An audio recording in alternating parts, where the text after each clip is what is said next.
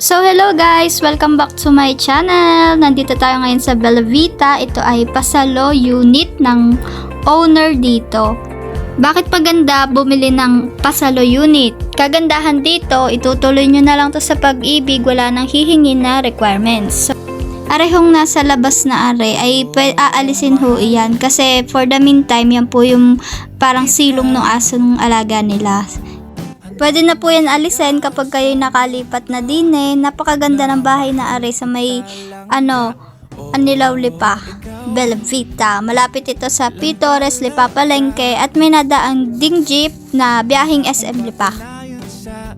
Kung mapapansin nyo, aring bahay na ari ay renovated na, may kisampi na at lahat at lilipatan na lang talaga. Sulit na kayo sa 2,060 monthly pag-ibig na yon. Kaya kung may budget ka for cash out ay kunin mo na ito. It's good for investment lalo na kung gusto mo lang gawing paupahan. Kaya inquire now. Ibigay sa'yo ang balat ng manok, sa'yo na ang lahat ng unan pag ako ay tulog. Walang maalat na pagkain pag ikaw ang tinoyo. Tama nga lahat, promise. Oh, mahal kita. So, nandito po tayo ngayon sa bahay ng may-ari, sa Bella Vita. Regarding dun sa ng bahay, kapag sasaluhin nyo siya, meron siyang spot cash, tapos yung rules ng may-ari, kapag nagpa-tiles at naglagay ng division for sa bedrooms po, Bali pag may dito rules ng pagpapa-renovate, mayroong construction bond na tinatawag. So magbabayad ka sa HOA admin natin ng 5,500 sa outer, tapos 5,500 sa inner, so magkaibang presyo.